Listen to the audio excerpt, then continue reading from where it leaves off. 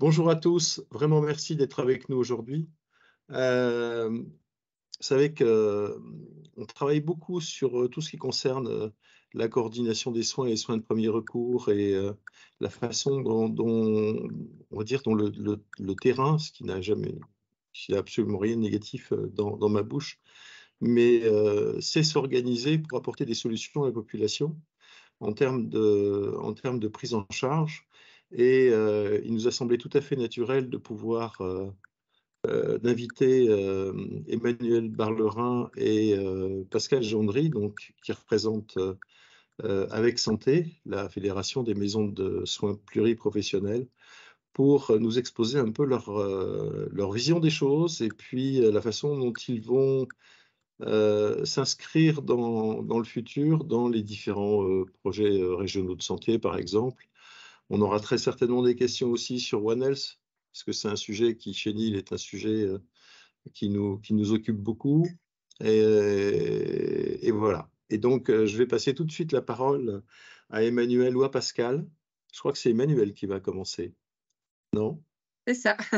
Alors, Bonjour. juste avant, Emmanuel, que vous commenciez, on va demander à tout le monde de couper ses caméras et ses micros pour vous laisser parler tous les deux. Et puis ensuite, au moment de la session des questions-réponses, ce qu'on fera, c'est qu'on vous repassera la possibilité d'ouvrir votre caméra et votre micro pour poser la question. Voilà. Emmanuel, c'est à vous. Bonjour. Alors déjà, merci pour cette invitation, hein, de Pascal et moi-même, pour ce temps d'échange, ce matin. Donc moi, je suis Emmanuelle Barlerin, donc je suis infirmière, libérale depuis 2010, à Saint-Jean-Chevalet dans la Loire. J'exerce en maison de santé depuis 2015, en maison de santé multisite, donc toujours sur Saint-Jean-Chevalet. Donc ça se situe, la Loire, c'est en Auras aussi pour ceux qui connaîtraient pas. Je suis facilitatrice pour la fédération, des maisons de santé et de l'exercice coordonné qui s'appelle la FEMASORA, et je la coprésidde, depuis donc 2020 et j'ai été renouvelée dans mon mandat, samedi dernier. Je suis là aussi ce matin parce que j'ai la chance de coprésider Avec Santé, qui est la fédération, de l'exercice coordonné au niveau national.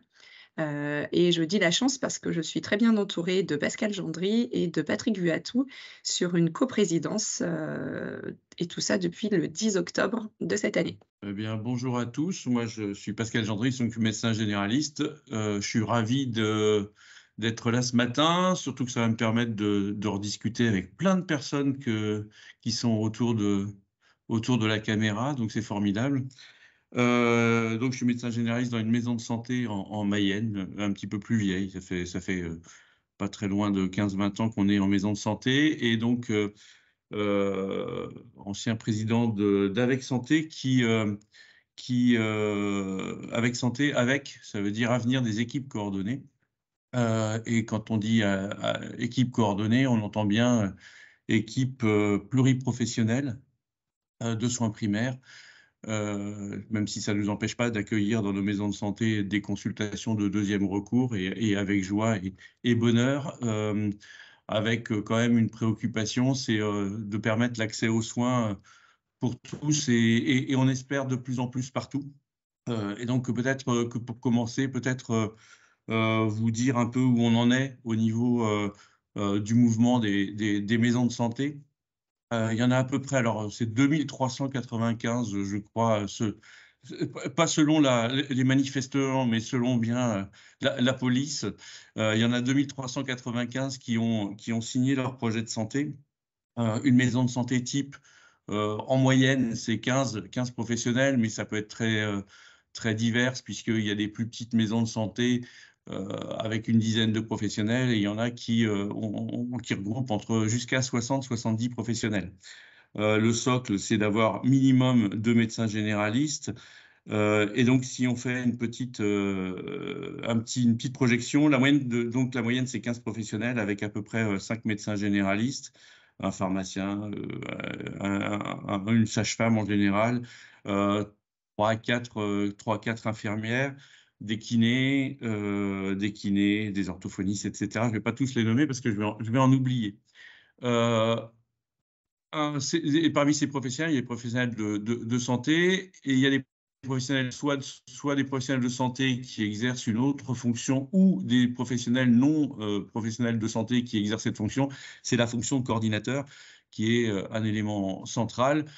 Quand on dit 15 professionnels, c'est sans compter non plus tout le personnel administratif, secrétaire, maintenant assistants médicaux, ou même, j'ai envie de dire, infirmières asalées qui complètent les équipes. Donc, c'est 15 professionnels en moyenne qui composent la CISA, qui sont signataires du projet de santé.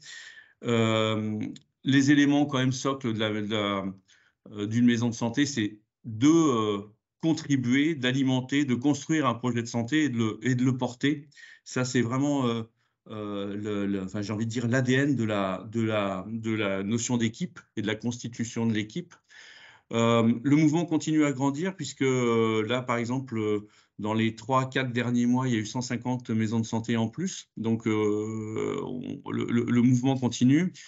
Si on fait une règle arithmétique aussi, 15 professionnels en moyenne pour 2400, ben, ça veut dire que quand même, c'est plus de 35 000 professionnels qui sont dans ces maisons de santé, dont on a dépassé les 20% de médecins généralistes qui exercent en ville, qui exercent dans des maisons de santé. Donc, le mouvement est croissant, avec une appétence forcément pour travailler en pluripro, avec une appétence des jeunes pour intégrer des jeunes professionnels, quelle que soit leur profession, pour intégrer ces équipes, même si naturellement ces maisons de santé souffrent aussi des problématiques de démographie.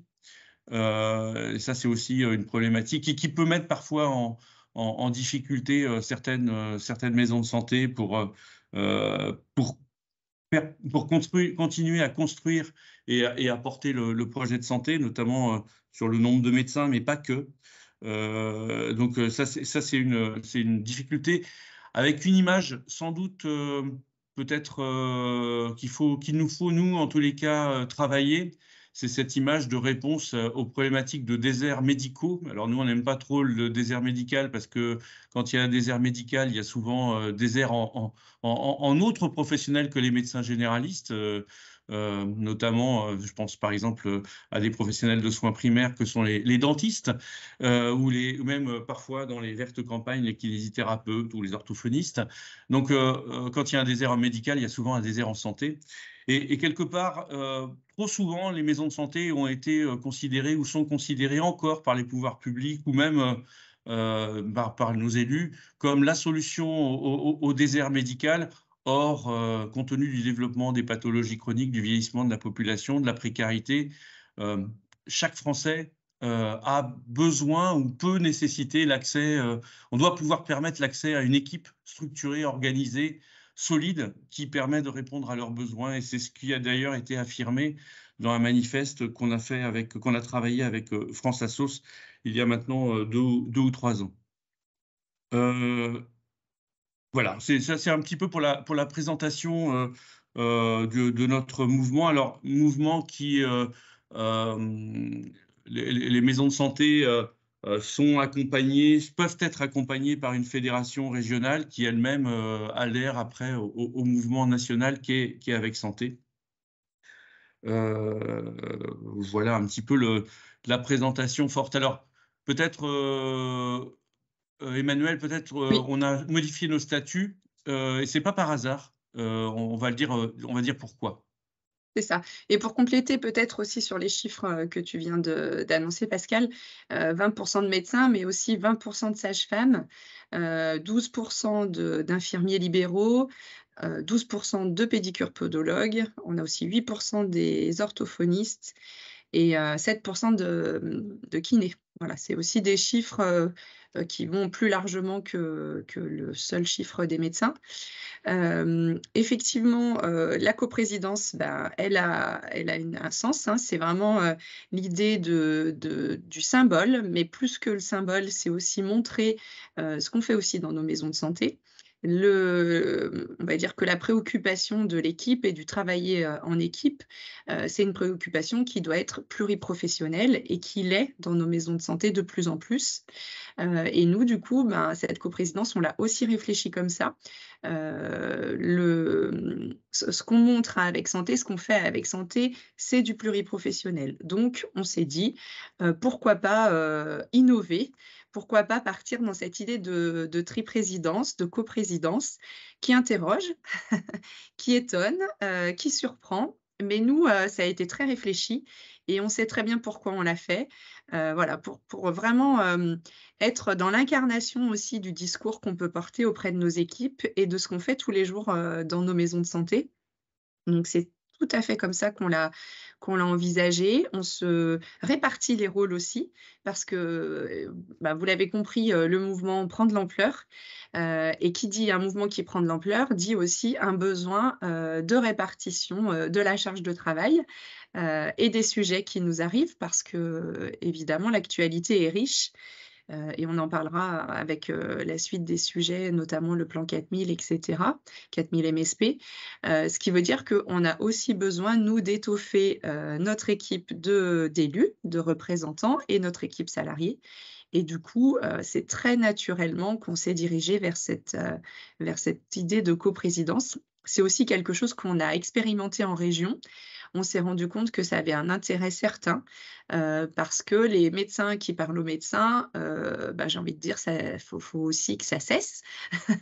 Il faut que ce soit l'équipe pluripro qui parle à l'équipe pluripro. Nous, on fait beaucoup de retours de pair à pair quand on est aussi dans nos structures régionales. Et du coup, en national, ça a aussi cet intérêt-là que de se parler avec nos niveaux de compréhension qui sont différents et nos expériences qui sont différentes, mais du coup, qui sont très complémentaires et qui, on le voit déjà, suscitent l'intérêt tant des institutionnels que des élus, que des équipes. Donc, voilà pourquoi aussi cette idée on va dire, de coprésidence désormais à la tête d'Avec Santé. Alors, coprésidence, alors le fait d'être deux, d'être trois coprésidents, ça permet de faire plusieurs choses en même temps. Et notamment de regarder le chat, où on parle des pharmaciens, et en moyenne, dans une équipe d'une SIDA type, c'est 15 professionnels, et il y a un pharmacien en général. Naturellement, alors c'est intéressant les pharmaciens parce que ça donne une image aussi de maisons de santé enfermées dans des murs. Emmanuelle a dit qu'elle exerçait dans une MSP multisite. Et en fait, la plupart des MSP sont, alors pas forcément multisites, mais ont éventuellement des professionnels qui travaillent avec, sans être dans les murs. Et notamment les pharmaciens, évidemment, ne sont pas dans les murs, mais peuvent travailler, apporter j'ai envie de dire, pas leurs compétences commerciales, mais leurs compétences intellectuelles pour nourrir telle ou telle réflexion sur un protocole, ou même appliquer les protocoles et par exemple, même partager un dossier patient à partir du moment où ces pharmaciens participent au projet de santé, participent à l'équipe. Donc oui, les pharmaciens peuvent aussi faire partie d'une maison de santé. Et d'ailleurs, je m'en excuse parce que je ne les ai pas cités. Oui, mais bah, c'est vraiment des professions très importantes. C'est vrai que quand on part sur une liste à l'après-vert, on se plante. Tu avais raison finalement de partir que sur les médecins. Mais non, moi, je pense que les pharmaciens sont des mines d'informations et de contacts qu'on n'aurait pas toujours, nous, les autres professionnels de santé. Donc, moi, je considère que le pharmacien est très important dans une équipe. Et désolée si je les ai oubliés. Et ils font partie du conseil d'administration d'Avec Santé. L'actualité, c'est évidemment le développement de ces maisons de santé et notamment un objectif partagé à la fois naturellement par notre mouvement, mais aussi partagé par le gouvernement et partagé par la CNAM, celle d'au moins avoir 4000 maisons de santé en 2027. Et donc avec des objectifs certes chiffrés. Alors naturellement, si on va essayer d'atteindre cet objectif chiffré, cet objectif quantitatif, mais on va surtout essayer de faire en sorte que ces maisons de santé soient des maisons de santé qui répondent aux critères comme les autres, des critères de fonctionnement, répondre à des indicateurs, parce que naturellement, pour valider un projet de santé, il faut répondre à un cahier des charges de l'ARS, mais aussi pour, j'ai envie de dire, être financé dans le cadre de l'accord conventionnel interprofessionnel, il faut répondre à des critères et à des indicateurs qui sont portés dans le cadre des négociations conventionnelles. Donc, en fait, l'idée, c'est quand même que ces maisons de santé, ces nouvelles maisons de santé, ces 1600 maisons de santé qui nous restent à construire dans les 3 ans, répondent à ces critères minimum. Si elles répondent à d'autres critères, c'est encore mieux, mais au moins ces critères de l'ACI, critères de l'ACI qui sont quand même aussi, alors ce n'est pas des indicateurs de qualité, mais c'est quand même des indicateurs de fonctionnement, notamment quant aux horaires d'ouverture, quant à des process de fonctionnement avec, par exemple, des réunions de coordination pluriprofessionnelle, à un système d'information partagé, à l'accueil de stagiaires, à intégrer une fonction de coordination et maintenant aussi à répondre à des critères de qualité, parce que ça c'est aussi dans les évolutions de l'accord conventionnel, à intégrer de plus en plus les usagers dans à la fois le fonctionnement de la maison de santé, mais aussi à intégrer, avoir pour objectif que les usagers participent à des actions au sein de la maison de santé.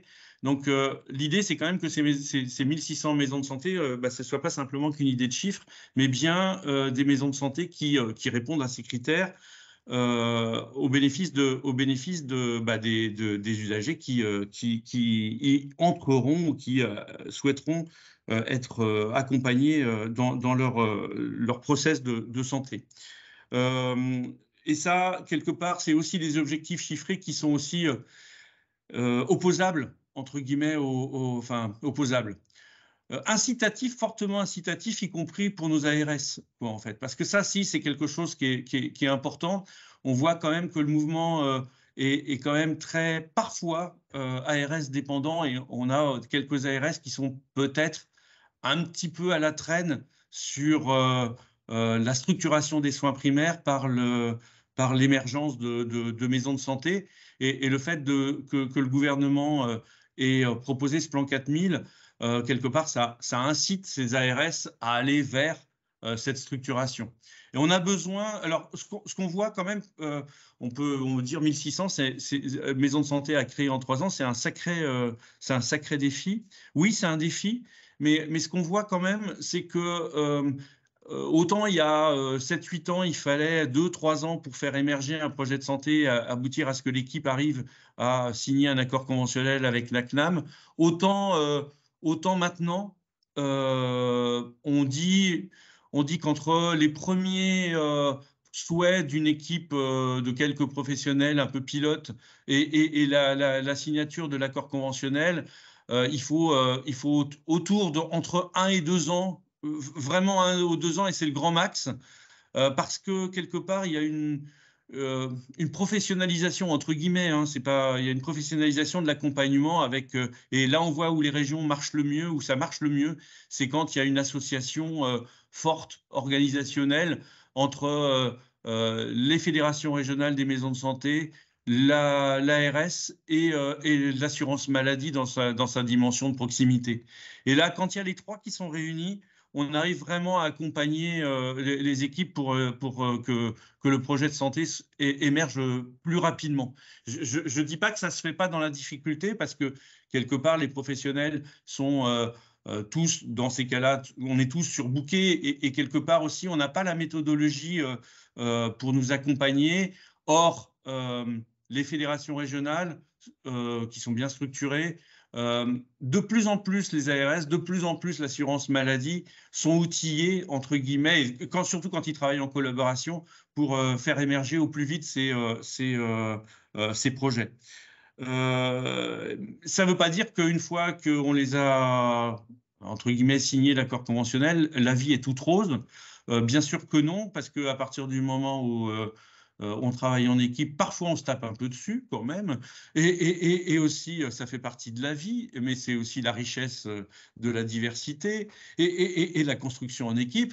Mais justement, il faut accompagner aussi ces équipes à à continuer à répondre aux besoins de la population. Et par exemple, un projet de santé qui est fait à un moment donné a besoin d'être réévalué, d'être réactualisé, s'enrichir aussi des réflexions des usagers et construire des actions. Et donc, ça veut dire que l'accompagnement, ce n'est pas simplement un accompagnement de début de projet, c'est un accompagnement qui doit durer dans le temps si on veut upgrader les fonctions des maisons de santé. On l'a bien vu, dans les crises sanitaires, les maisons de santé, ce n'est pas des endroits qui ont fermé, c'est des endroits qui ont continué à accueillir les gens, y compris pour le Covid, mais aussi y compris pour soigner les gens dans le quotidien. Et c'est aussi des structures qui, parce qu'elles sont organisées, parce qu'elles sont structurées, et ça, je pense que c'est l'étape qui nous reste à faire, c'est de continuer à structurer ces équipes pour qu'elles continuent à assurer les missions, peut-être avec moins par exemple, de ressources médicales, mais continuer au moins à assurer les mêmes missions, voire à travailler autrement. Et quelque part, les protocoles de coopération ne posent pas forcément... sont plus possibles, entre guillemets, en MSP à partir du moment où ils sont négociés au sein d'une équipe et que l'équipe est capable de réfléchir, de prendre ou pas prendre, parce que il faut savoir aussi que une des grandes richesses du projet de santé, de la maison de santé, c'est que c'est un projet de santé libéral au sens de la liberté de construire ce projet de santé, de prendre, de ne pas prendre, d'accepter, de ne pas accepter, de discuter entre nous ce qui nous paraît être le mieux pour la vie de la maison de santé et naturellement l'accès aux soins pour les usagers. Et ça, c'est aussi quelque chose d'important à construire. Emmanuel, je te vois que tu as envie de rajouter quelque chose. Non, pas spécialement. Non. Alors, l'idée, c'était de partir aussi sur, tu l'as prononcé plusieurs fois, ce terme d'équipe. Et c'est bien un des sujets qu'on porte, c'est cette idée d'équipe peut-être traitante, d'équipe de santé de proximité. On verrait quel mot quelle dénomination on peut lui donner. En tout cas, c'est quelque chose vers lequel on aimerait bien tendre. En tout cas, on défend cette vision-là. On la défend parce que c'est pas opposable forcément au fonctionnement actuel, puisque on le voit bien, tous les professionnels ne sont pas encore en équipe coordonnée. Par contre, nous, ce qu'on imagine, c'est qu'il y ait quand même des choses qui puissent se faire en même temps. C'est la formulation que Pascal utilise régulièrement, mais le en même temps, si on veut amener les équipes qui travaillent en exercice coordonné ou celles qui ne travaillent pas encore mais qui seraient intéressées pour aller vers l'exercice coordonné, il faut qu'il y ait de la symbolique derrière et il faut qu'il y ait des moyens qui soient donnés à l'équipe et non plus aux professionnels de façon individuelle et monocatégorielle. Donc, c'est des choses qu'on est en train aussi de discuter avec nos partenaires et on espère que cette vision-là sera partagée et sera vraiment actée quelque part dans les prochaines semaines, voire mois, pour aller vers que ce soit cohérent avec ce plan des 4000 maisons de santé. Eh bien, il va falloir aussi passer ce cap-là, de ne peut-être plus parler que du seul médecin traitant, mais que la référence soit au niveau de l'équipe, puisque on en parlait avec les pharmaciens, c'est un point d'entrée. Les infirmiers, on peut être un point d'entrée. En fait, tous les professionnels paramédicaux peuvent être un point d'entrée dans l'équipe et peuvent amener aussi le patient à construire son parcours de santé.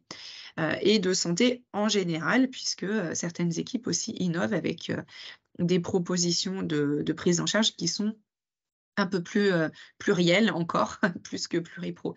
Donc voilà, cette notion-là aussi d'aller vers la notion d'équipe plus globalement et plus symboliquement encore que ce qu'elle est actuellement. Je crois qu'il y a plein, j'ai pas le temps de lire les questions. Peut-être pour conclure avant les questions, c'est qu'on a encore pas mal de chemin à faire collectivement, sans doute les usagers pour mieux appréhender la notion d'accompagnement par une équipe. Et ça, je pense que c'est quelque chose qu'on a à travailler avec les représentants des usagers parce qu'ils ont, même ceux qui sont dans nos maisons de santé on se rendent pas compte, sauf quand ils ont besoin d'une coordination. Et après, on se fait engueuler, d'ailleurs, parce qu'on l'a pas fait. Parce que c'est tellement évident pour eux que les professionnels travaillent ensemble que parfois, il faut bien repositionner les choses et que quelque part, c'est pas leur accompagnement n'est pas simplement une addition d'interventions monoprofessionnelles, mais bien l'effet d'une coordination. Est-ce que c'est ce que attendent les usagers qui viennent dans nos structures de plus en plus?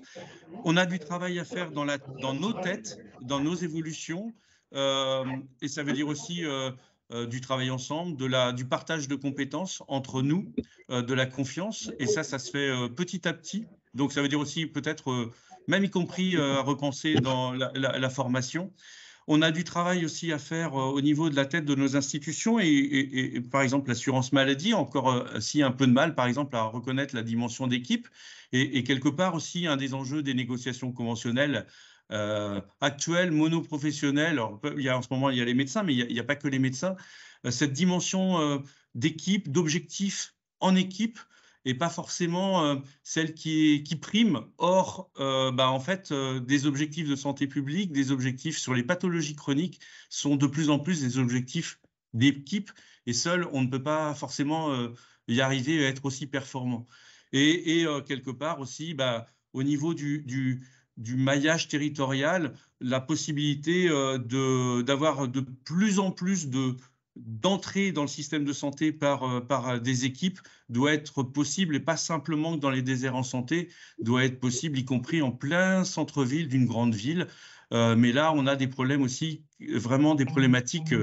C'est mieux quand on n'est pas obligé d'être dans des murs, mais quand on y est, ça facilite un peu les choses. Et là, on a aussi des enjeux en termes de financement, en termes économiques, pour que des maisons de santé puissent héberger, y compris au sein des centres-villes, et pas être déportées dans les zones périphériques à côté du Lidl ou à côté du Décathlon de la grande ville, quoi, en fait. D'où tout Merci le beaucoup. travail aussi qu'on a, je finis, c'est juste là-dessus avant les Oui, questions, oui, mais Emmanuel. d'où tout le travail qu'on a initié aussi avec les élus, qui sont très demandeurs également de temps d'échange avec eux et de compréhension aussi du contexte et de ce qu'ils peuvent faire, comment ils peuvent être impliqués dans ces questions-là, puisqu'ils sont quand même, alors dans les milieux ruraux, ils sont très souvent mobilisés et ils ont aussi en milieu urbain une place importante à jouer dans cet aménagement du territoire. Donc voilà, c'est aussi des interlocuteurs. On essaye d'avoir des interlocuteurs les plus variés, parce que tout le monde a un rôle à jouer dans ces organisations-là, en fait.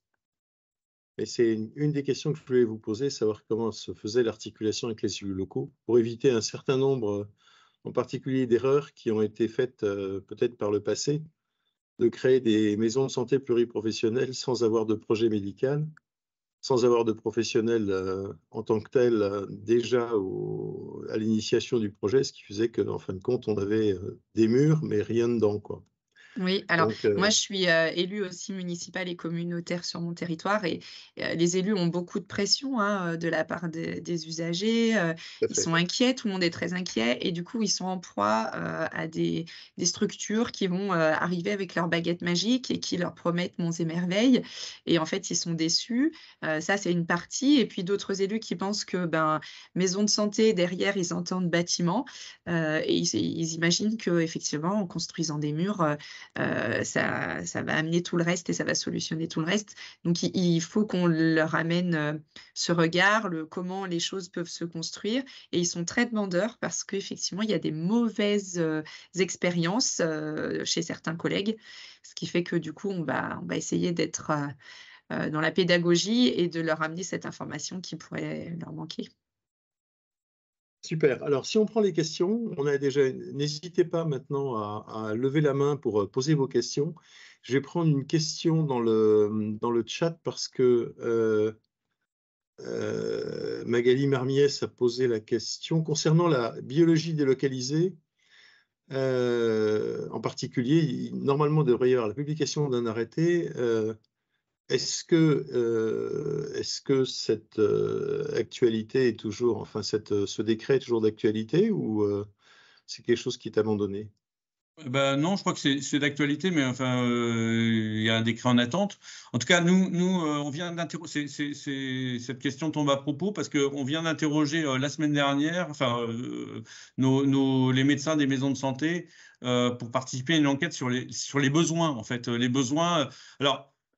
La biologie délocalisée, ouais, mais ça doit s'inscrire dans le projet de santé. Donc, c'est aussi comment, à quoi ça sert, pour quel acte de biologie, mais aussi comment ça s'articule au sein de l'équipe et ça veut dire aussi que, par exemple, qui va réaliser, qui va se servir de la machine, mais aussi ça nous pose aussi la question du lien entre l'équipe et le laboratoire qui va mettre à disposition les outils, quoi, en fait. Donc oui, mais ça s'inscrit dans un projet. C'est pas simplement parce qu'il y a un décret qui dit qu'on peut qu'on va faire. D'accord. Il y a des expérimentations qui ont eu lieu et voilà, on va aussi se baser là-dessus pour mieux répondre. Très bien. Alors maintenant, il y a une question de Younes. Ah bah, Younes a retiré sa question. Donc, Alain Baupin, si vous voulez poser votre question. Oui, bonjour Olivier, bonjour Pascal. Bonjour Adèle, que je ne connais pas encore, Alain Baupin, centre de santé. Bravo pour ce que vous faites et bravo pour le Pluripro. Ça fait partie des ambitions légitimes et vous, en choisissant donc cette gouvernance un peu différente, voilà, ça va dans ce sens-là. Donc, par rapport aux 1600 MSP, alors en plus dans un délai raccourci de 3 ans, est-ce que vous avez fait des simulations, j'imagine que oui, de volumétrie nécessaire? Alors je reste que sur les généralistes, puisqu'on voit l'UFC Que Choisir dire c'est la voie pénale, non pas encore judiciaire qui s'impose. On voit, voilà. Donc, on voit les généralistes enseignants, le CNGE nous dira il faut envoyer les 4e années, il faut former les médecins généralistes plus longtemps et les envoyer dans les endroits où personne ne veut aller. Donc, on voit plein de solutions comme ça. Alors, vous, comment vous traitez les choses? Est-ce que vous faites plus de pluripro? Est-ce que c'est ça la solution à la question? Je ne sais pas, est-ce qu'on fait plus de pluripro? De toute manière, est-ce qu'on va avoir vraiment le choix? Effectifs, ressources humaines, les effectifs, ouais, mais est-ce qu'on va avoir de la vraiment fac, le choix que vous avez en stock? Est-ce qu'on va avoir vraiment le choix de faire pas plus de pluripro? Enfin, en fait, c'est une nécessité, quoi, en fait. Compte tenu des perspectives démographiques, c'est une nécessité. Ça ne veut pas dire qu'il faut remplacer les docteurs par des infirmières. C'est pas du tout ça. C'est plutôt développer des complémentarités, mais aussi sans doute. Le pluripro, ça permet aussi d'agir sur de la prévention ou sur une meilleure organisation et donc une meilleure efficience quelque part. À partir du moment où on a travaillé, on fait plus de prévention, où on a travaillé des protocoles, ça permet par exemple de diminuer le recours éventuellement aux médecins parce qu'on aura anticipé le truc, quoi, en fait. Ou une organisation de soins non programmés au sein d'une maison de santé, ça permet aussi sans doute de mieux rendre efficient les plages médecins, quoi, en fait. Donc, c'est plutôt sur l'efficience. Alors, sur l'histoire de la coercition, de toute manière, avec santé, il est opposé parce qu'en fait, le principe d'une équipe libérale, c'est qu'on adhère au projet de santé qui est porté par cette équipe libérale. Donc, quelque part, les médecins, mais aussi l'infirmière ou le pharmacien, ils sont libres ou ne pas libres d'adhérer à ce projet de santé. S'ils n'adhèrent pas au projet de santé, ils vont ailleurs. Donc c'est vraiment une adhésion. Et s'il n'y a pas cette adhésion-là, il n'y a pas de maison de santé. Ce qui ne veut pas dire aussi que grâce au décret, enfin avec le décret qui est de l'année dernière ou l'année d'avant, je ne sais plus, les CISA peuvent aussi salarier un professionnel de santé. Mais même ce professionnel de santé, on va lui demander quand même d'adhérer au projet de santé et d'être dans les clous, entre guillemets, même de l'alimenter, ce projet de santé. Mais c'est vraiment, on ne va pas avoir de la coercition pour salarier un médecin ou un kiné ou une infirmière au sein de la maison de santé. C'est la maison de santé qui va choisir, parce qu'elle a besoin de cette compétence-là supplémentaire pour faire vivre son projet de santé, d'intégrer éventuellement un salarié. Mais ce salarié, on espère quand même qu'il va aussi adhérer aux valeurs du projet de santé.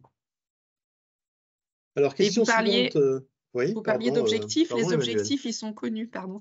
Les objectifs, ils sont connus pour chaque région et chaque département, hein. Donc, on les a obtenus et maintenant, au boulot, mais pas au détriment de la qualité, ce que vous disiez, Pascal. Donc, la répartition territoriale sur le territoire français est connue des ARS, est connue aussi des fédérations. Et voilà, maintenant, ce sera ça. Et par rapport au pluripro, effectivement, il faut aussi beaucoup compter sur les fonctions support, la fonction de coordination aussi qui est vraiment, qui met de l'huile dans les rouages et qui va permettre une certaine fluidité dans les rapports aussi entre les professionnels de santé et dans leur fonctionnement. J'ai vu qu'il y avait une question aussi qui concernait les infirmières IPA. Ben, oui, voilà, ce sera des professions qui arrivent de plus en plus dans les équipes avec les assistants médicaux. Et il faut trouver quel est le fonctionnement qui correspond à l'équipe pour permettre une organisation plus fluide et une prise en charge qui effectivement prend beaucoup plus en compte la prévention, comme le disait Pascal, aussi pour rendre le parcours plus fluide et que les patients identifient ce parcours qui est plus simple et plus fluide qu'actuellement quand il s'agit de passer d'abord chez un professionnel, puis chez un autre, etc., où il n'y a pas de continuité forcément. Mais ça on veut pense dire aussi que ça aidera. les fonctions support, c'est extrêmement important, hein, pour aussi aider les équipes à avancer et à répondre à les différents objectifs, et y compris les évolutions portant sur la rémunération, hein. Alain, toi qui es issu des centres de santé, tu sais bien que les fonctions support dans un centre de santé sont importantes, mais quelque part dans les maisons de santé, on n'est pas encore à la hauteur. Je n'ai pas dit qu'il fallait avoir le même niveau que dans les centres de santé, mais on n'est pas à la hauteur. Une équipe type qui est avec 15 professionnels touche en moyenne autour de 75 000 euros d'ACI. À 75 000 euros d'ACI, ça veut dire qu'on a une fonction. Et là-dedans, on doit financer un système d'information partagé, on doit financer les professionnels qui s'impliquent dans des réunions de concertation pluriprofessionnelle et une fonction de coordination. Ça veut dire que quelque part, pour une équipe de 15 professionnels, une fonction de coordination, même si on consacre, et en fait, en général, les équipes font un tiers pour le système d'information, un tiers pour indemniser les professionnels et un tiers pour la fonction de coordination. Bah, un tiers de 75 000 euros, ça fait 25 000 euros. Donc, ça veut dire que quelque part, le temps de RH consacré à la structuration de l'équipe est extrêmement réduit. Donc, ça veut dire que quelque part encore, au niveau du financement de l'équipe, bah, on n'y est pas, quoi, en fait. On n'y est pas parce qu'on ne répond pas aux enjeux qui permettent à une équipe de clairement se développer. Et ça, c'est une volonté politique d'y aller ou de ne pas y aller. Moi, c'est pas nous, naturellement, on a une petite idée là-dessus, mais quelque part, c'est une volonté politique d'augmenter les moyens alloués aux équipes pour se structurer et répondre à des besoins de santé publique. On aura du mal à gérer de nouveaux modes de rémunération, qu'ils soient collectifs ou même incitatifs personnels, en les faisant gérer via la CISA, quoi, en fait, parce que quelque part, avec aussi peu de ressources allouées aux fonctions administratives, ben, on va avoir du mal à faire la répartition, quoi, en fait. Et on est à ce moment-là, quoi, en fait. Donc, oui, il y a une volonté politique d'aller vers les 4000 maisons de santé, mais derrière, il faut leur donner les moyens de fonctionner. Question suivante, Younes. Oui, merci Olivier. J'avais 2 questions. La première, est-ce que les maisons de santé, Younes, je suis consultant chez NIL et pharmacien, pardon. Est-ce que les maisons de santé ont vocation à rester des structures statiques, entre guillemets, ou alors il y a une volonté sur le terrain d'avoir une démarche d'aller vers et du coup d'être un petit peu plus mobile sur un territoire au regard de la démographie médicale? Ça, c'était la première question. Ma deuxième question, c'était sur la permanence des soins, juste savoir par curiosité comment les maisons de santé s'intègrent dans la permanence des soins.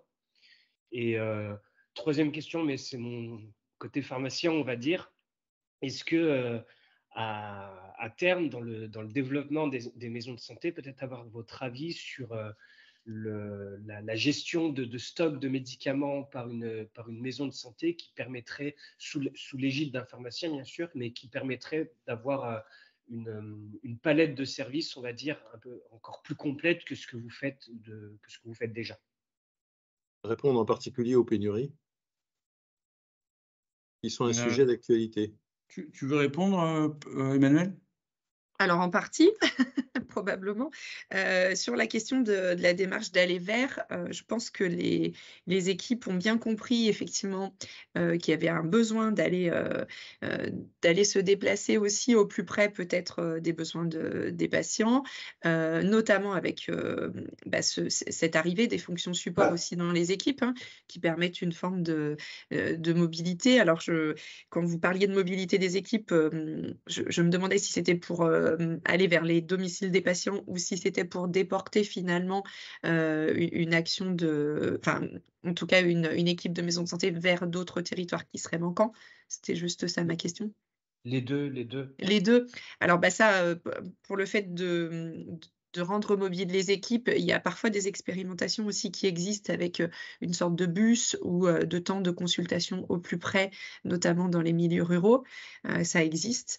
Donc oui, ça c'est aussi une démarche qui est volontariste de la part de certaines équipes, en fonction des besoins, hein. Je pense que nos équipes de maison de santé sont habituées à innover et à proposer, donc c'est aussi quelque chose qui se met en place. Concernant la permanence des soins, eh bien forcément, étant donné qu'on est nombreux, étant donné que chacun a des activités diverses et variées, et que les médecins participent, enfin on participe tous en fait à la permanence des soins à notre niveau, et les médecins interviennent effectivement aussi dans cette idée-là, parce que l'idée, il est aussi d'aller au plus près des besoins des usagers, et il y a cette notion quand même aussi de service rendu quoi, derrière. Donc soit il y a une organisation autour de maisons médicales, soit il y a une organisation autour de gardes, mais en effet on participe. Alors par contre, j'ai pas la comparaison avec des secteurs où il y aurait pas de maison de santé. Alors, sur la continuité des soins, qui est dans la période ouvrée, entre guillemets, dans le cahier des charges des maisons de santé, elles doivent être ouvertes pour valoriser le maximum de leur ACI. Elles doivent être ouvertes de 8h à 20h, et donc avoir une réponse, entre guillemets, de 8h à 20h, y compris le samedi matin. Bon, par contre, ce qui concerne la continuité, la permanence de soins, là, par contre, là, c'est plutôt du ressort de l'individu, quoi, en fait. Donc, mais la plupart, alors, important quand même, les maisons de santé sont inscrites dans des projets de santé, et la plupart sont aussi inscrites dans des projets territoriaux de type CPTS. Même à Nîmes, ont une place prépondérante dans les CPTS, quoi, en fait. Et nous, d'ailleurs, avec Santé, on incite d'ailleurs les équipes à rentrer en tant que structure dans les CPTS, en tant que groupe, parce que elles sont porteuses d'un projet de santé. Et quelque part, dans les CPTS, on va aussi aborder ce sujet normalement, une CPTS qui tourne doit aussi aborder cette problématique de la permanence de soins. Donc, c'est plus aussi dans ce cadre-là, quoi. Alors, on a une question de Jean-Paul. On va essayer de prendre le maximum de questions, il y en a beaucoup. Oui, Jean-Paul. Bonjour Pascal, ravi de te revoir. Bonjour Emmanuel. Moi, j'avais deux ou trois points sur lesquels je voudrais avoir des éclaircissements. D'abord, la fonction de coordination. Est-ce que vous avez une idée du profil de professionnel qui l'assume en moyenne? Alors, peut-être je réponds tout de suite. Tout de suite, il y a deux types de coordinateurs. Peut-être la version historique. Il y a canal historique et pas canal historique, quoi, en fait. Le canal historique, c'est plutôt des professionnels de santé qui ont mis du temps à disposition pour assurer la fonction de coordination, et notamment de plus en plus en étant formés à cette fonction spécifique, quoi, en fait, sur une temporalité, et notamment dans le cadre d'un dispositif qu'on appelle Pacte, qui est assuré par le HESP avec des formateurs relais et qui appartiennent aux fédérations régionales, ou à certaines URPS aussi, ça arrive, qui forment ces coordinateurs, mais qui sont des professionnels de santé. Pas mal d'infirmières, pas mal de diététiciens, pas mal de kinés ou de podologues, moins de médecins, mais plutôt cette configuration-là. Et d'autres, c'est pour des maisons de santé sans doute un peu plus grandes ou des gens qui ont des masters de santé publique et souvent en partageant à une, deux ou trois maisons de santé ce temps de coordination. Donc il y a une évolution quelque part des profils. Et quelque part, là, on est en train de travailler avec le ministère un référentiel métier parce que cette fonction de coordination a besoin d'être consolidée, structurée. Et c'est vraiment pour porter la pierre enfin, le travailleur, entre guillemets, de développement de la maison de santé, c'est important pour épauler le groupe de gérants, de leaders qui eux, sont plutôt les structures pensantes, entre guillemets, des équipes. Oui, merci. Moi, je pense qu'un nouveau métier est en train d'émerger. C'est pour ça que je te posais la question. Deux autres petites questions. On a parlé tout à l'heure, et Emmanuel en a parlé, de la permanence des soins. Dans mes anciennes fonctions de président de la CSMF, j'avais fait pas mal le tour de France des MSP, qu'on a beaucoup soutenu. Hein, et en tant que président du RPS, je m'y étais beaucoup engagé. Et un certain nombre d'entre elles se sont engagées de façon très volontariste dans la prise en charge des urgences. Alors, je mets urgence, mais en particulier en ruralité, avec une petite salle d'urgence où les pompiers amènent le patient avant qu'il soit éventuellement dérivé sur une structure hospitalière plus lourde, etc., etc. Sur ce modèle-là, est-ce qu'il ne serait pas temps aujourd'hui, c'est une question, hein, Pascal, que je te pose, et en particulier dans la négociation de l'ACI, moi j'y participe plus, est-ce qu'il ne serait pas temps de faire reconnaître cette prise en charge, alors j'aime pas le terme petite urgence, mais cette prise en charge d'urgence de proximité, si j'ose dire, avec une vraie rémunération, et je trouve que ça serait un encouragement, d'abord une reconnaissance, et la reconnaissance sociale, c'est d'abord une reconnaissance financière, mais ça serait aussi un encouragement pour que d'autres s'y engagent et éventuellement éviter on dérive trop sur les structures hospitalières. Je suis d'accord avec toi parce qu'on a un problème, c'est que par exemple les charges, etc. Hein, ouais, on a un problème, c'est que notamment les financements des équipes coordonnées sont basés sur la seule patientèle médecin traitant, et donc ça veut dire que même dans un territoire, une équipe n'a pas intérêt à recevoir un patient qui n'est pas dans la patientèle médecin traitant, parce que de toute manière, elle ne va pas être financée, quoi, en fait, pour le faire, en dehors du seul paiement à l'acte du professionnel qui intervient. Mais quelque part, le professionnel qui intervient, et tu parles de salles d'urgence ou même d'organisation, enfin, quelque part, qui répond à une urgence, quelque part, pour l'instant, les équipes ne sont pas incitées financièrement à le faire. Et pourtant, elles rendent ce service, quoi, en fait. Et donc, oui, tu as raison, il y a à penser ça, parce que beaucoup de maisons de santé le font, en fait, dans les faits, mais sur leur propre denier, et sans doute avec des organisations qui sont perfectibles. Pour rebondir là-dessus, effectivement, ça se fait de façon, anarchique ou sauvage, entre guillemets. Et alors, vous êtes pile dans l'actualité, parce que nous, dans la Loire, l'ARS vient de me contacter pour qu'on travaille avec le SDIS, etc., pour voir ce qu'on pouvait faire de façon plus officielle. Donc, évidemment, je ne vais pas louper l'occasion de leur dire qu'il faudrait associer quand même quelques moyens à tout ça, parce que se rendre disponible pour pouvoir accueillir et éviter que ces patients finissent aux urgences alors que ce n'est pas forcément leur place, eh bien, ça se négocie. Dernier point, Pascal, et là, tu vas comprendre pourquoi je te pose cette question-là.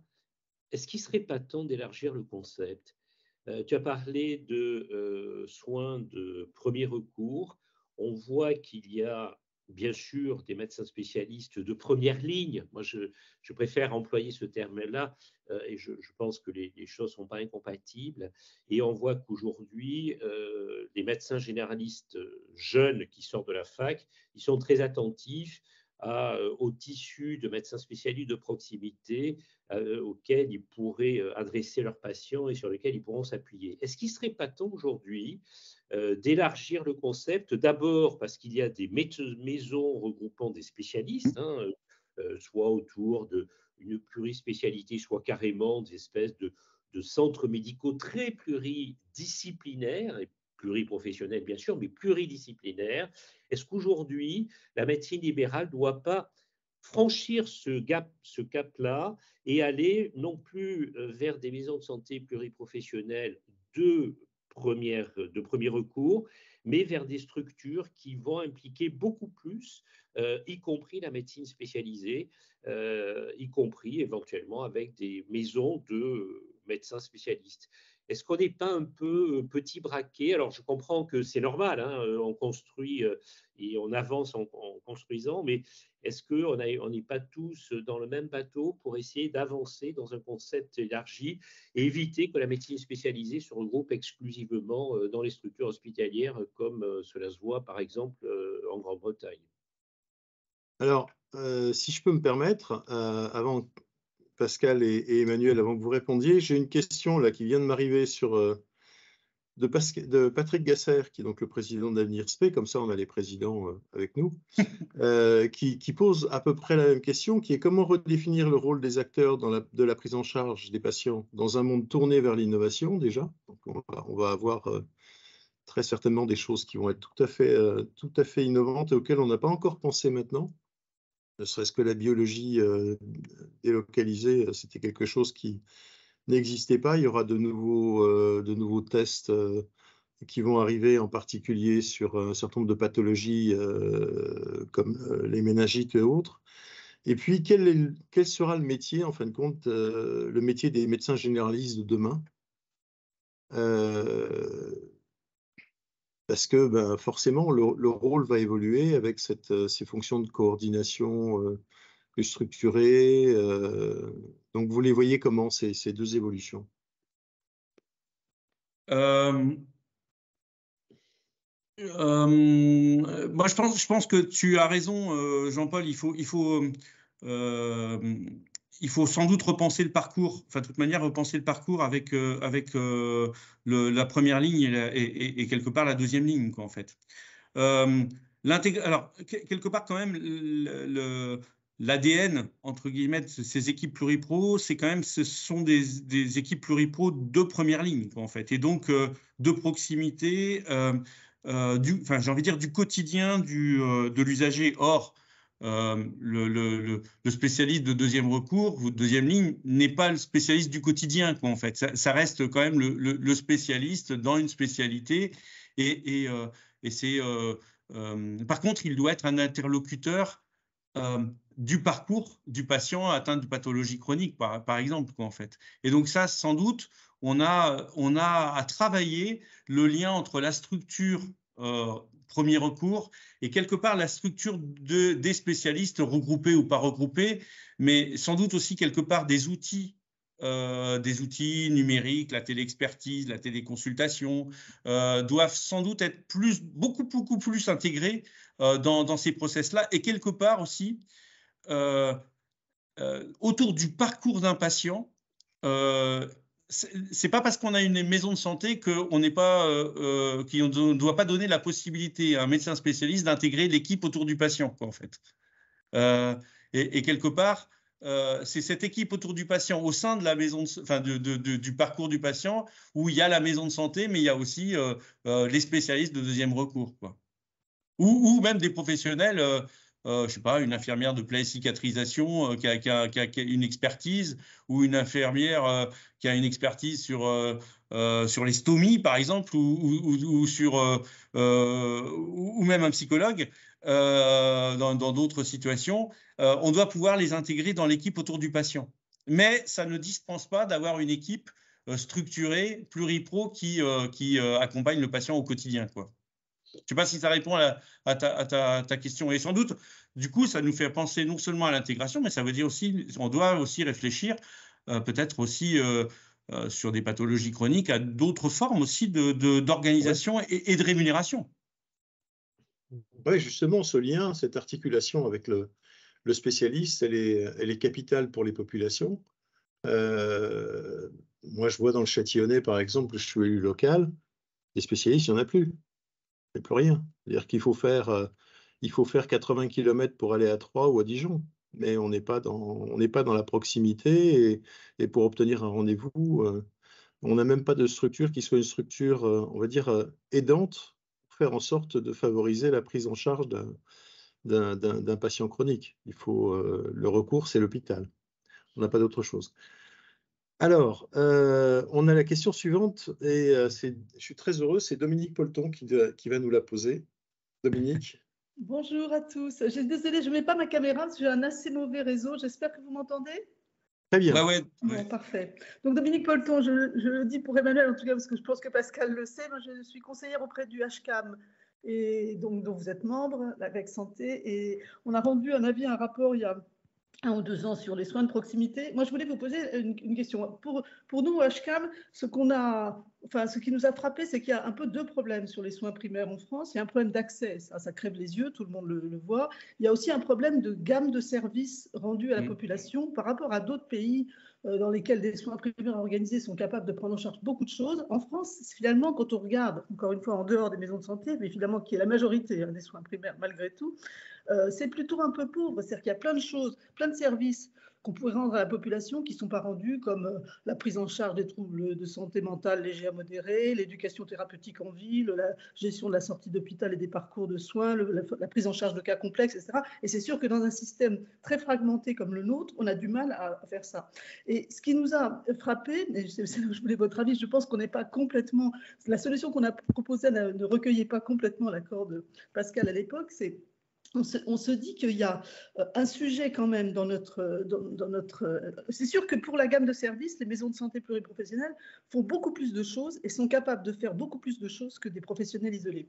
En revanche, sur les questions à la fois peut-être de gamme de services, mais aussi d'accès, il nous semble qu'il y a un chaînon un peu manquant dans notre système qui existe dans d'autres pays, qui est finalement une extension de ce que peuvent faire des infirmières dans un système de santé, parce que nous, ce qu'on n'a pas, ce sont je pense à la profession infirmière parce qu'elle me paraît la plus évidente pour ce type de rôle. C'est en fait une infirmière qui travaille sur la patientèle, alors de l'équipe traitante ou des médecins traitants, peu importe à la limite, je dirais, mais sur la patientèle totale, y compris au cabinet ou dans la maison de santé, et qui n'est pas seulement, comme c'est quand même beaucoup le cas aujourd'hui, beaucoup à domicile pour voir des patients qui en ont besoin, mais qui, quelque part, prend en charge la patientèle globale de la maison de santé en binôme avec le médecin. Ça existe en Espagne, ça existe en Angleterre, ça existe quand même dans pas mal de pays, en Suède aussi. Et on voit que chez nous, c'est à la fois pas possible, parce que ça ne fait pas partie de ce qui est reconnu juridiquement, mais ça n'est pas non plus financé. D'ailleurs, ça n'est pas tarifé dans la nomenclature. Et d'ailleurs, les centres de santé, puisqu'Alain Goupin est là, qui ont des infirmières salariées qui jouent ce type de rôle, creusent leur déficit d'une certaine manière, parce que c'est juste pas tarifé. Est-ce que c'est pas quelque chose qu'il faut faire évoluer? Alors, au HCAM, on l'avait proposé un peu autour du médecin traitant, et je pense que ça, c'est pas une solution que vous trouvez positive en termes de construction d'équipe. Ça, je l'ai bien compris. On pensait un peu à 2 cercles, avec un premier cercle en binôme, finalement médecin-infirmier sur l'ensemble de la patientèle inscrite, et puis ensuite un deuxième cercle avec des professionnels comme on le fait dans les maisons de santé. Mais est-ce que vous pensez que ça serait utile d'élargir le métier infirmier pour avoir parce qu'il nous semblait que ça, c'était un peu clé pour y compris optimiser le temps médical, qui est quand même, on a beau dire, la ressource rare, et qui va l'être encore pendant 5 à 10 ans. Et que si on ne fait pas ça, même les maisons de santé sont assez corsetées dans les règles juridiques et tarifaires et ne peuvent pas finalement arriver tant que ça, sauf celles qui choisissent une capitation de type PEPS, etc. Mais en fait, c'est quand même aujourd'hui très expérimental, ne peuvent pas vraiment arriver à réorganiser complètement les choses avec une fonction infirmière qui pourrait être, par exemple, de partager l'accueil des gens et de régler plein de problèmes à son niveau, qui peut faire l'éducation thérapeutique, qui peut faire plein de choses. Alors, on sait qu'on a les IPA, on sait qu'on a Azalée, mais tout ça, c'est des toutes petites quantités de personnes. Je veux dire, c'est pas par rapport à 600 000 infirmiers en France, je veux dire, c'est tout petit. Et donc, à votre avis, comment il faudrait faire évoluer ça? Désolée d'avoir été un peu longue. Emmanuel, et puis j'ai des trucs à dire après. Oui, il y a des choses à faire évoluer et c'est justement ce dont on expliquait aussi tout ce qui peut se passer autour de l'équipe. Alors, le binôme, en fait, très souvent, ça existe, mais c'est encore pas vu. C'est dans pareil, c'est des binômes sauvages, entre guillemets, qui peuvent avoir lieu sur des situations complexes de play ou de consultation particulière. Après, est-ce que comment on pourrait faire évoluer en dehors de la notion d'équipe, je ne vois pas trop parce que, en tout cas, je ne sais pas comment l'exprimer, mais oui, il y a déjà des choses qui sont existantes avec les IPA et les infirmiers Asalée. À l'échelle vraiment de tous les infirmiers et médecins, en dehors de la notion de l'équipe en MSP, je ne vois pas trop comment c'est possible. D'un point de vue structuration en tout cas.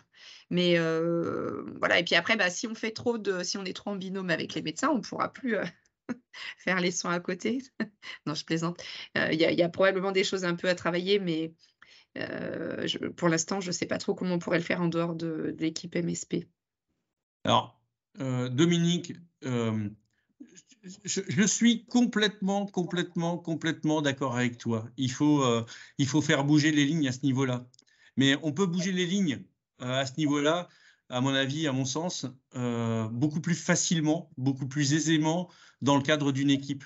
Dans une équipe qui partage justement là encore un projet de santé et que ce partage de compétences ou cette extension de compétences ou plutôt l'utilisation même d'un champ de compétences dans toute sa grandeur, peut-être même aussi si on fait aussi bouger le cadre législatif, on le fera bien qu'à partir du moment aussi où les professionnels auront été formés de manière à appliquer ce genre d'évolution, à co-construire aussi cette évolution. Et en fait à faire vivre cette évolution. Parce qu'aussi, quelque part, quand on parle avec les infirmières, notamment les infirmières de MSP, elles ont besoin, pour cette extension de champ de compétences, d'être rassurées, d'être en lien direct avec une équipe médicale, et pas simplement un seul médecin, avec une équipe médicale, mais en fait, et aussi que ça se passe dans le cadre d'une équipe, quoi, dans le cadre d'une sécurisation avec des outils, des process qui permettent de réaliser ce genre de choses dans toute sécurité. Et puis, quelque part aussi, au niveau de l'usager, ça peut-être, je ne sais pas si Nicolas est encore là, mais par exemple aussi au niveau de l'usager, il y a aussi sans doute la nécessité d'être rassuré sur le cadre dans lequel de tels process s'effectuent. Et quelque part, il y a quelque chose aussi. Alors moi, je ne remets pas du tout en cause l'intérêt des IPA, mais à mon avis, d'ailleurs, on les a très mal vendus parce que ces IPA, on en a fait des substituts de médecins, alors que ce n'est pas du tout des substituts de médecins, c'est plutôt des super coachs de pathologie chronique et avec une valeur ajoutée qui est différente et naturellement complémentaire des médecins. Mais quelque part aussi, le champ de compétences des infirmières doit évoluer parce qu'on a des objectifs aussi, malheureusement des perspectives en démographie médicale qui sont mauvaises, mais aussi parce que aussi les besoins des patients évoluent et quelque part, ce n'est pas forcément les médecins qui sont les mieux formés pour répondre à l'évolution de ces besoins. Et donc du coup, peut-être qu'on a travaillé ça en équipe et avec les infirmières pour faire bouger les lignes. Alors moi, je pense quand même que c'est vachement plus facile dans le cadre d'une équipe. Oui, il peut y avoir un binôme médecin-infirmier, mais quelque part, s'il y a moins de médecins, il y aura aussi moins de binômes médecin-infirmier. Et donc, du coup, c'est plutôt en raisonnant sur un groupe que sur des individus qu'on y arrivera, quoi.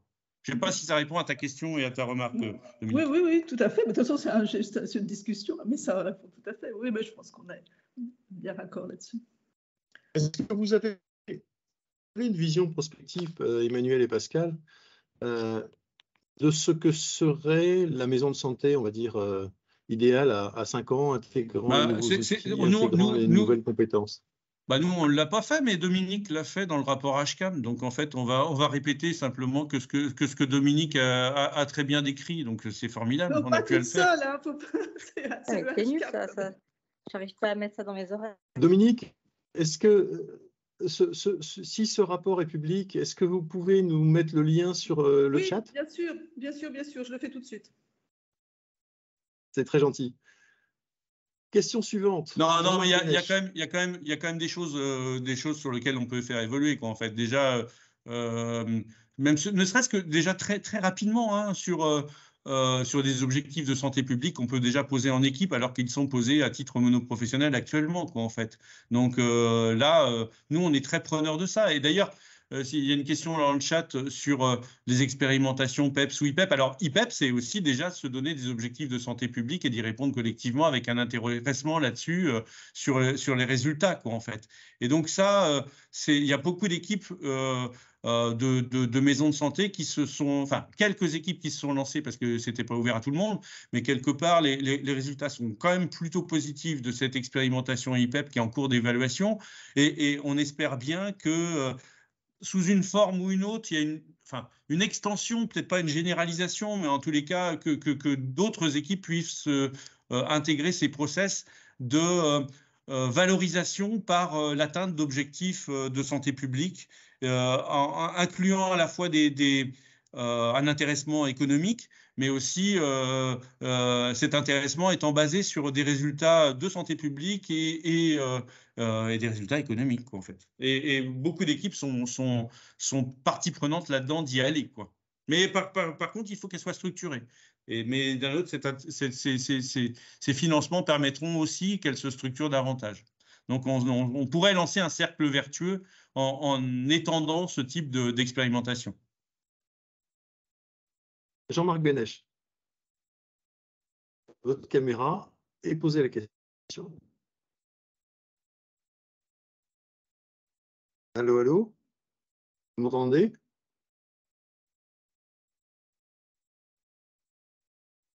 Bon.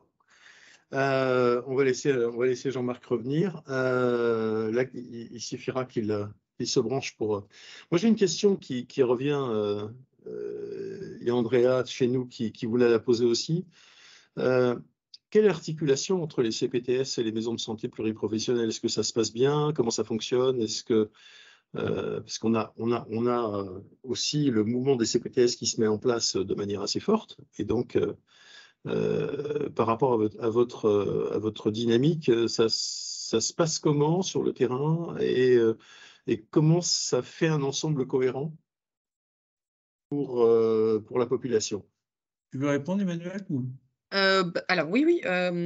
Très souvent, les MSP sont aussi à l'origine de la construction des CPTS, hein, ou en tout cas, dans le paysage des CPTS, on retrouve des maisons de santé qui ont quand même cette habitude aussi d'exercice pluripro, de coordination, donc qui sont présents tant dans les statuts juridiques que dans les actions à déployer avec cette habitude. Donc nous, ce qu'on voit, c'est que ça se passe sur le terrain très bien, avec voilà, aussi des habitudes de système d'information, des habitudes de traiter des sujets de santé publique. Donc le lien avec la CPTS, c'est une forme de continuité de la maison de santé, mais à une échelle territoriale, avec des liens plus forts auprès des établissements de santé. Voilà, franchement, le rapport est plutôt bon. Il n'y a pas de...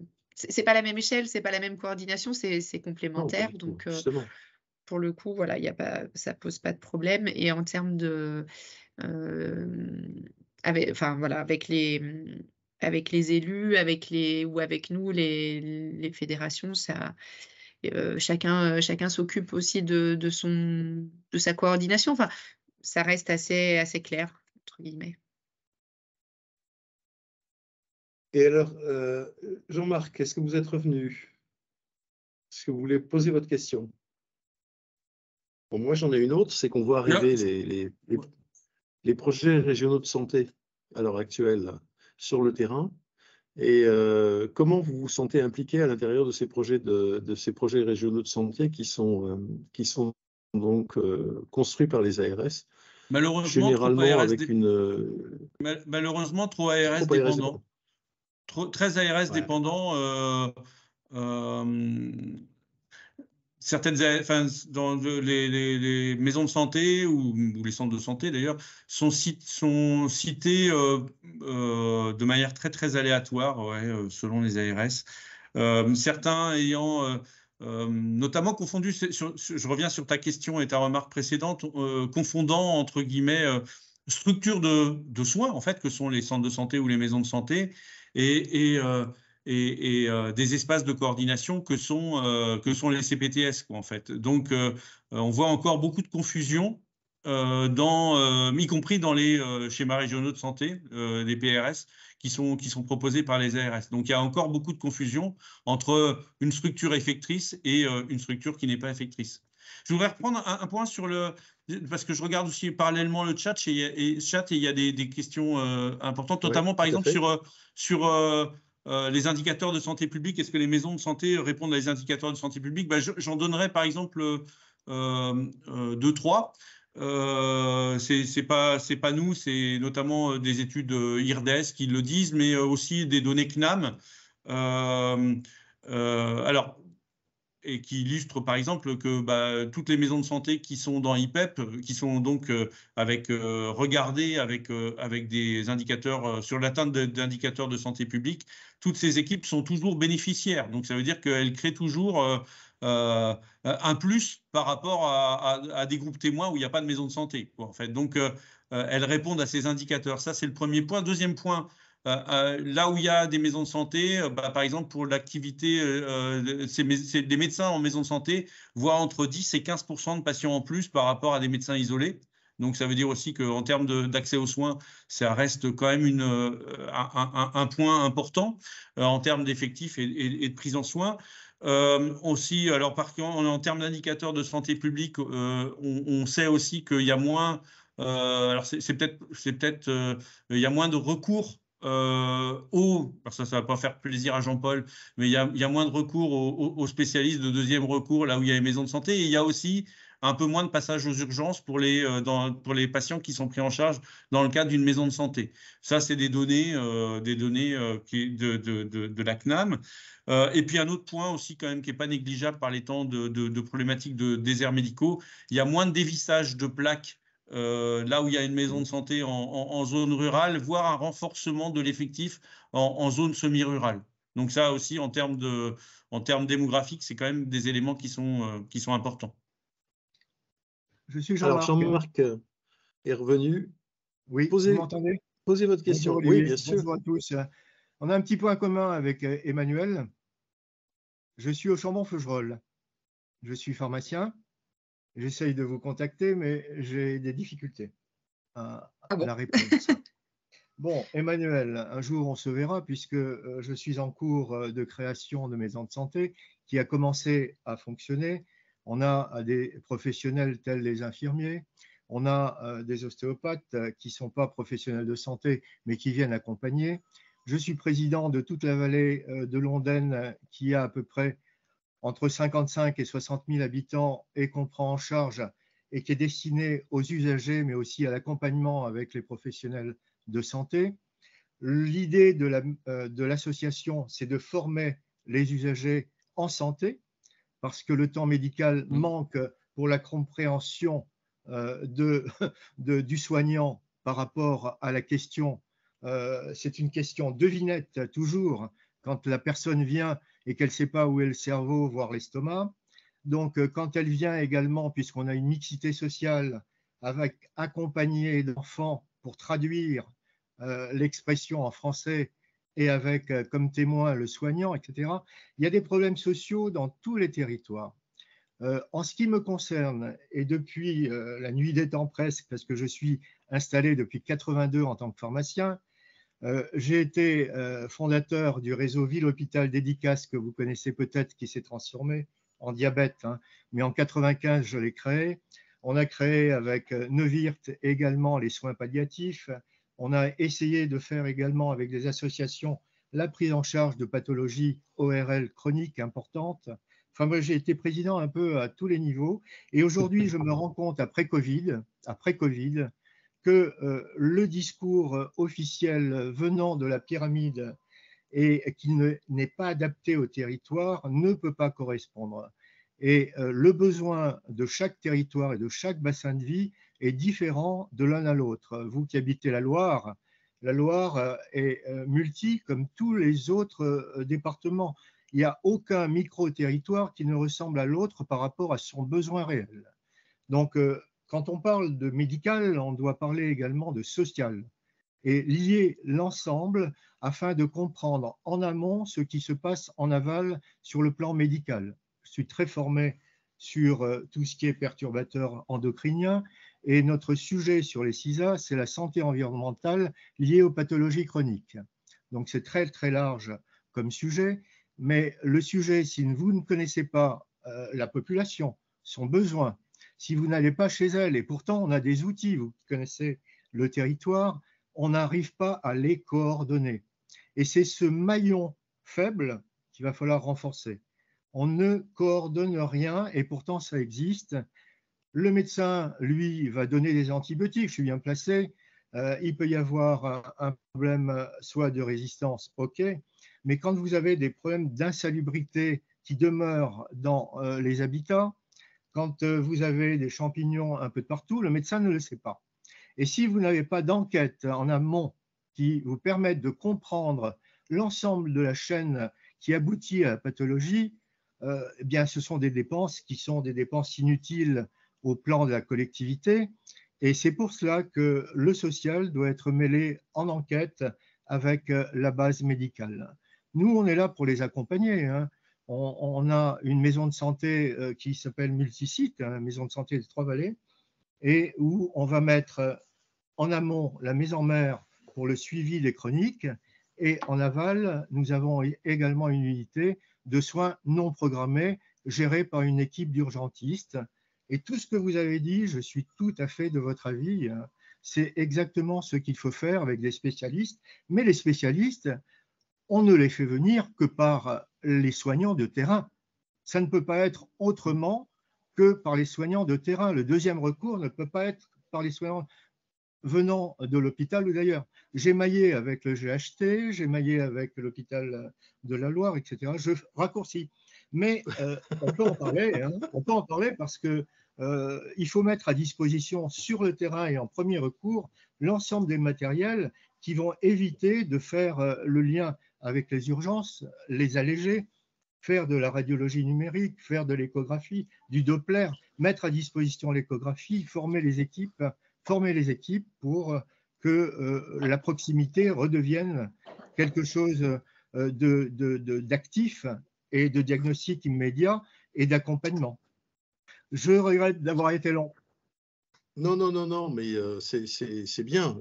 D'abord, la question rejoint à ma première remarque en lançant le débat. Et c'est souligné par Laurence Chantoiseau. On va finir par parler du One Health et on est en plein dedans. Donc, comment vous voyez les choses, Emmanuel et Pascal, là-dessus? Bah, évidemment, de toute façon, le champ du social entre en compte aussi dans les projets de santé, hein. Il y a un diagnostic sur le territoire qui doit être fait. Il n'est sûrement pas suffisant à l'heure actuelle. Et effectivement, il faut que ce soit des gens de terrain qui rédigent tout ça, qui aient connaissance de tout ça. Il y a encore du travail, je pense, au niveau social. Et vous l'avez dit, il n'y a pas un seul territoire qui se ressemble. Donc, moi, mon territoire rural n'a pas les mêmes problématiques que chez vous. Moi, je n'ai pas de problème d'autant de mixité. Par contre, il y a beaucoup de territoires où il y a ces problématiques-là. Et c'est là où on peut aussi travailler avec les CLS ou avec d'autres acteurs aussi du territoire et du champ social. Mais vous avez tellement raison quand vous dites qu'on ne peut pas parler de prise en charge ou de santé sans prendre en compte le social. Oui, 300% d'accord avec vous. Et évidemment, il faut travailler avec ces acteurs-là et avec les usagers, avec les associations d'usagers qui peuvent être aidantes sur le sujet. Donc, complètement d'accord avec ça. On voit bien clairement une évolution, quoi, en fait. On est arrivé au bout d'un système où on raisonne en monoprofessionnel, quoi, en fait, et on sait bien qu'un professionnel de santé, même avec toute sa bonne volonté, sa compétence, sa connaissance, mais ses moyens, ne peut pas à lui tout seul, est un élément de la réponse, quoi, en fait. Mais alors. L'équipe de soins primaires est elle aussi un élément de la réponse parce qu'à plusieurs regards, à des regards croisés, quelque part, les médecins, c'est plus ceux qui vont au domicile, c'est les infirmières qui vont au domicile, c'est à la limite le pharmacien quand il va livrer des médicaments ou surtout l'aide à domicile qui, elle, passe quotidiennement pour faire le ménage, l'habillage ou préparer à manger, quoi, en fait. Et donc, du coup, c'est quelque part le regard croisé de tous ces gens-là qui vont construire un projet de santé personnalisé et naturellement, en n'oubliant pas la vie de l'usager. Donc ça, quelque part, c'est aussi un changement qui est profond, qui est nécessaire, qui va de soi. Bon, par contre, le problème, c'est qu'en termes d'organisation et en termes démographiques en professionnels de santé, si on veut répondre à ça, il faut qu'on s'organise. Et quelque part, il faut avoir un maillon suffisamment construit, organisé, structuré de l'équipe de soins primaires pour pouvoir participer, je n'ai pas dit donner la solution, pour pouvoir participer à cette réflexion. Et quelque part, là, on n'y est pas. Alors, quelque part, dans les objectifs de la maison de santé type dans 5 ans ou 10 ans évoqués par le rapport HCAM, il y a aussi cette dimension sociale, avec cette compétence sociale de référents parcours intégrés à l'équipe de la maison de santé, de médiateurs sociaux, du lien avec les usagers, les représentants d'usagers, mais aussi les représentants d'élus, parce que quelque part, amener une personne à une maison de santé, ça implique de réfléchir sur les moyens de transport, ou même si on fait des outils connectés, il faut qu'il y ait la possibilité tout bêtement d'avoir des outils connectés qui soient branchés qui soient fibrés, etc., même dans des locaux à l'autre bout de la verte campagne. Donc oui, on y est, mais si on ne structure pas les soins primaires par ces équipes, on va avoir du mal à y arriver, quoi, en fait. Laisser la place, si jamais je peux intervenir, au privé, à l'initiative privée de terrain.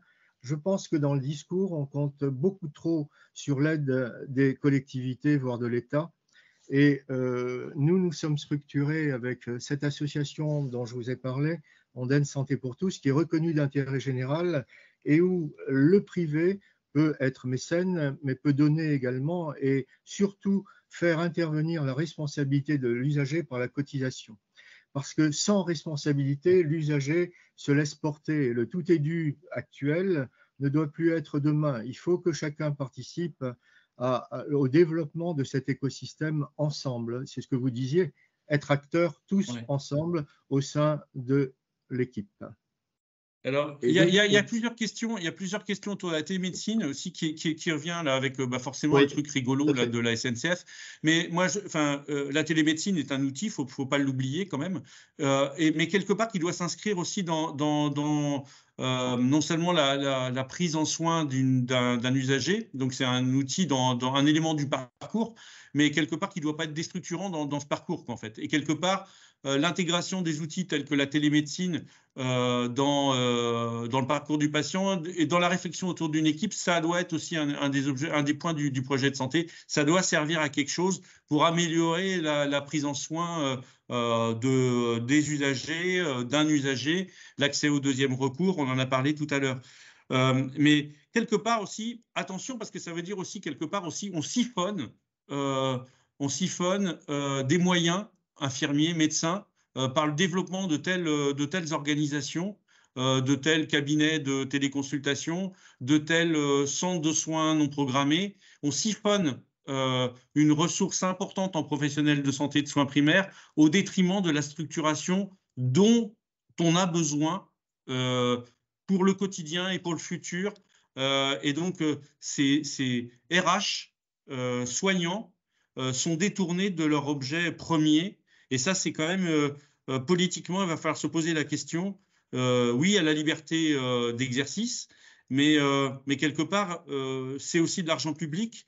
Et quelque part, est-ce qu'on doit développer ce type de société, permettre à ces sociétés de se développer, ou est-ce qu'on doit orienter les financements vers ce qui structure vraiment les soins? Ça, c'est vraiment une question politique auquel il faudra répondre, mais de manière très urgente, parce que la nature ayant horreur du vide, là, on voit des choses se développer qui ne sont pas du tout normales. Notamment le truc de la SNCF, c'est pas du tout normal. C'est autant de médecins, autant d'infirmières qui ne seront pas dans les maisons de santé ou les centres de santé.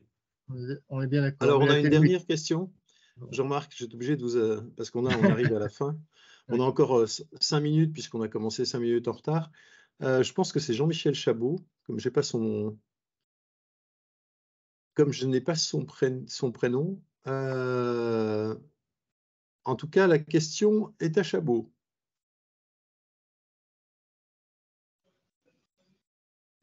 Ah. On est en mute. Bon, je crois qu'en ce qui concerne la dernière question, on ne l'aura pas. Écoutez, moi, je vous propose de nous faire une courte conclusion, Pascal et Emmanuel. En tout cas, déjà, à ce stade, je voulais vous remercier vraiment de votre participation et de ces débats qui sont extrêmement éclairants. Donc, voilà, je vous laisse la parole pour faire une conclusion sur la fédération et sur le rôle des maisons de santé, tel que vous le voyez dans le paysage actuel et futur. Écoutez, merci en tout cas de nous avoir invités. Moi, je trouve que les débats ont été et les questions ont été très pertinentes et très actuelles. Et voilà, parfois elles nous ont surprises, mais en même temps, elles sont tout à fait dans l'actualité. Juste pour répondre, tout à l'heure, j'ai lu dans le chat que quelqu'un était choqué quand j'ai évoqué effectivement le fait de limiter les arrivées aux urgences qui se payent. Alors, c'est un peu réducteur comme conclusion. Ce que je voulais dire, c'est que ça demande à nous, les équipes, de nous organiser pour cet accueil qui éviterait un passage aux urgences, et que effectivement la seule consultation du médecin ne serait probablement pas suffisante et désorganiserait une organisation justement du médecin. Donc si on veut éviter des passages aux urgences avec des arrivées peut-être des pompiers, oui, ça demandera une organisation, et oui, cette organisation, elle nécessitera des financements. Mais voilà, c'est pas tout à fait aussi réducteur que ce qui a été mis dans le commentaire. Donc, je voulais quand même reprendre ça. Et ce n'est pas qu'une question d'argent, évidemment. C'est aussi une question d'organisation et de présence humaine pour pouvoir faire cet accueil-là. Voilà, donc moi, j'ai été ravie de participer à ce Café Nil qui nous permet d'avoir aussi tous ces interlocuteurs d'un seul coup. Donc, et du coup, d'avoir des échanges qui sont riches. Donc, voilà, j'espère qu'on a pu répondre à vos questions, et on sera ravis, si le besoin se faisait sentir, de participer à un nouveau Café Nil. Avec grand plaisir. Moi, je dirais merci aussi. Alors, il y a une remarque dans le chat qu'il ne fallait pas oublier l'intelligence artificielle. Oui, mais l'intelligence collective, c'est aussi une valeur particulièrement riche. Et l'intelligence collective portée dans les professionnels qui acceptent d'innover, qui acceptent de se coordonner, qui acceptent de prendre des risques en travaillant en équipe, à ces usagers qui attendent beaucoup de nous, mais dont on attend beaucoup aussi. C'est cette intelligence-là qui va nous permettre de dépasser les crises de désert en santé et de crise de notre système de santé. Donc, vive l'intelligence collective et allons-y. Merci beaucoup pour cette conclusion, et merci d'être aussi fidèle au Café Nil. À très vite.